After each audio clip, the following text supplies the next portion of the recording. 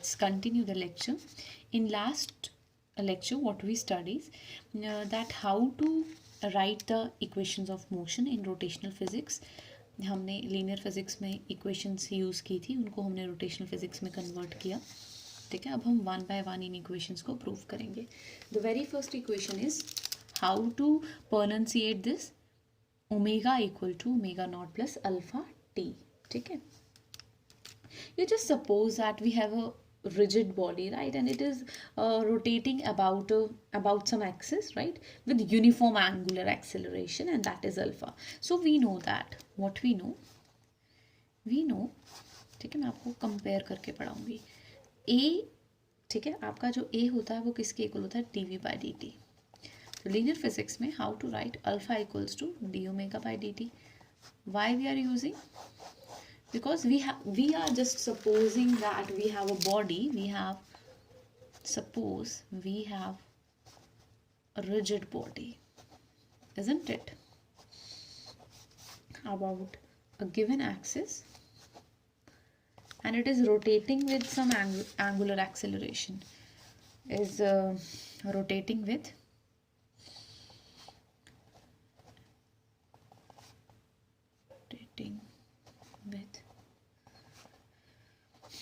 uniform angular acceleration, that is alpha. ठीक है, so that is alpha equal to d omega by dt.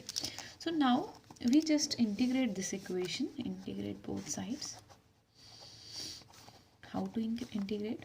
Alpha equals to d omega by dt. ठीक है, so hold, we just do here the one thing. Why? I'll just tell you कि why मैंने इसे काटा क्यों, क्योंकि हमें proof क्या करना है, omega equal to omega not plus alpha t. तो हम ओमेगा के टर्म्स में आंसर लेंगे. So d omega equal to alpha d t. ठीक है, तो आपको हमेशा याद रखना है कि ऐसे करेंगे. ठीक है, and then integrate this d omega equals to alpha d t. ठीक है, उसके बाद d omega, alpha is constant, so alpha is taking outside from the equation. So just apply the limits, apply proper limits. What are the limits? Obviously initial and final. So bottom में हम क्या लिखेंगे, initial then final, 0 to t. d omega का अगर हम integration करेंगे तो क्या आएगा, omega, just write down omega, ये आ गया omega not omega alpha t 0 t.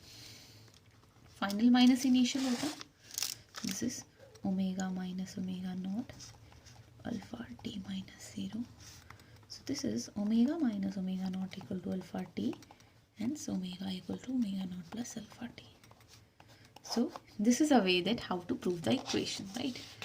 So let's start the second equation as well. What is the second equation?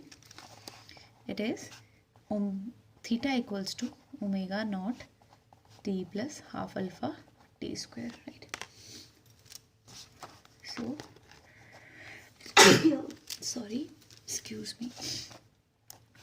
If omega is the angular velocity of body at any time t, ठीक है, then अगर omega आपका angular velocity तो क्या expression होगा, omega equal to d theta by d T.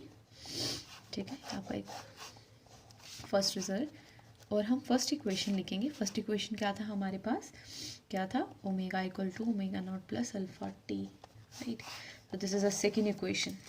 So from first and second equation, just compare both these, right hand side and right hand side, d theta by dt. Again देखिएगा equation कैसे बनाएंगे हम, D theta के terms में equation बनाएंगे. क्यों? क्योंकि हमें थीटा प्रूव करना है. ठीक है, so this is d theta equal to omega not plus alpha t d T.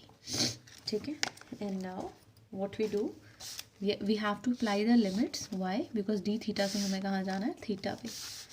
हम लिमिट अप्लाई कर देंगे यहाँ पे. ठीक है, तो क्या आएगा पुत्र यहाँ पे, दिस इज डी थीटा का थीटा आएगा, तो this is omega naught D T plus alpha t d T. ये जो आपका डी टी है वो इधर भी आएगा और इसके साथ भी आएगा. ठीक है, अब ओमेगा नॉट क्या है आपका कांस्टेंट है, टेकिंग इट एज आउटसाइड, ठीक है. So applying the limit 0 to t, so this is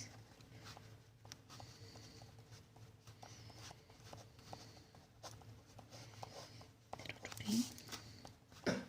So higher minus lower plus alpha upon 2 higher minus lower.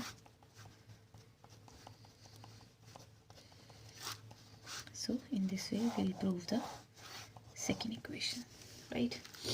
Now we'll prove the third equation as well.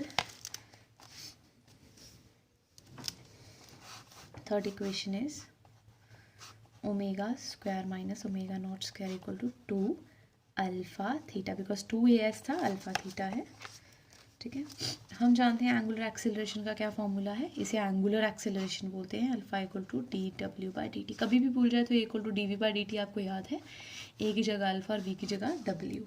तो आपने ये जो comparison लिखा है इसे आपने अच्छे से याद रखना है, ठीक है. तो आपको कभी भी कोई इक्वेशन नहीं भूलेगा, right. So this is angular acceleration. What is angular velocity? W equal to d theta by dt. First and second equation, ठीक है. Now divide first and second. What we get बच्चे? Alpha by omega equal to d theta by dt. Alpha by omega dw by d theta, ठीक है. This is alpha d theta equals to omega d omega. So this is a equation. Now we have to make the equation to the integration to both sides. Integrate हमने कर दिया.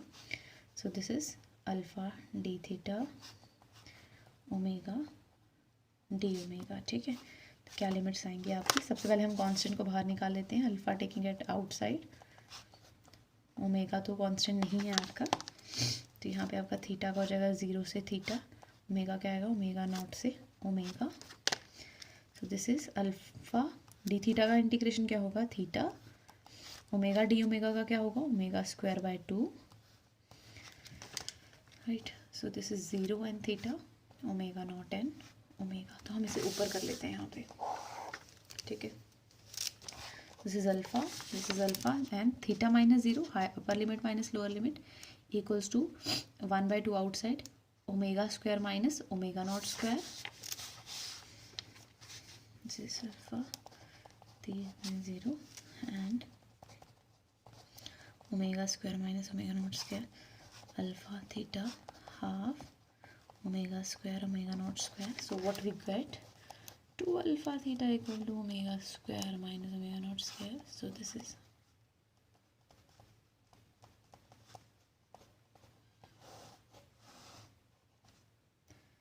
So this is the third equation. In this way you have to prove these 3 equations of motion. So thank you very much.